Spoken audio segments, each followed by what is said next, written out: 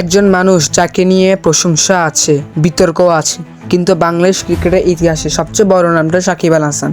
আজকে বুঝাবো আমরা বাংলাদেশ ক্রিকেটের সাকিব আল হাসানকে হিরো বলবো নাকি ভিলেন। মাগুরার এক সাধারণ ছেলে, না ছিল নাম, না ছিল সুযোগ, ছিল শুধু একটা স্বপ্ন, বাংলাদেশের জার্সি গায়ে তোলা। 2006 সালে সেই স্বপ্ন পূরণ হয়, কিন্তু এটা ছিল একটা শুরু, কারণ কেউ জানতো না একটা বড় ঝড় আসছে।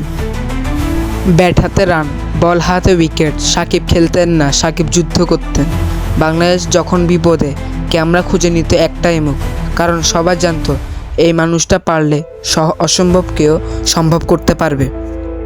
একটা নয়, দুইটা নয়, 3টে ফরম্যাটের বিশ্বসেরা অলরাউন্ডার তিনি। 2019 বিশ্বকাপে একজন খেলোয়াড়, একটা টিম, রান, উইকেট, দায়িত্ব সব একার।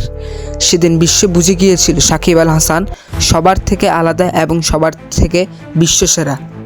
কিন্তু আগুন মানে পোড়া, মাঠে রাগ, আম্পায়ারের সাথে তর্ক, নিষেধাজ্ঞা। সবাই বলল এটাই কি একজন লিডার?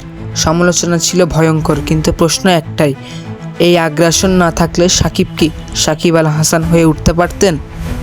অনেকেই বলেছিল সাকিব শেষ, কিন্তু চ্যাম্পিয়নরা শেষ হয় না, তারা ফিরে আসে, আবার রান, আবার উইকেট, আবার ম্যাচ জেতানো। কারণ এই মানুষ হার মানার জন্য জন্মায়নি। সাকিবের আগে আর পরে বাংলাদেশ ক্রিকেট এক না। তিনি আমাদের শিখিয়েছেন বিশ্বের সেরা হওয়া অসম্ভব না, একজন বাংলাদেশিও নাম্বার 1 হতে পারে। আজ যে প্রজন্ম স্বপ্ন দেখে, সেই স্বপ্নের নাম সাকিব আল হাসান। ট্রফি আসবে যাবে, রেকর্ড ভাঙবে গড়বে, কিন্তু কিছু নাম ইতিহাসে লেখা থাকে, তেমনি সাকিব আল হাসান একটি নাম। এখন প্রশ্ন একটাই, সাকিব আল হাসান বাংলাদেশের সর্বকালের সেরা ক্রিকেটার, নাকি তার থেকেও বড় কেউ আসবে? তোমার মতামত কি কমেন্টে জানাও, কারণ ইতিহাস শুধু পাতায় লেখা হয় না, ইতিহাস মানুষের মনেও লেখা হয়।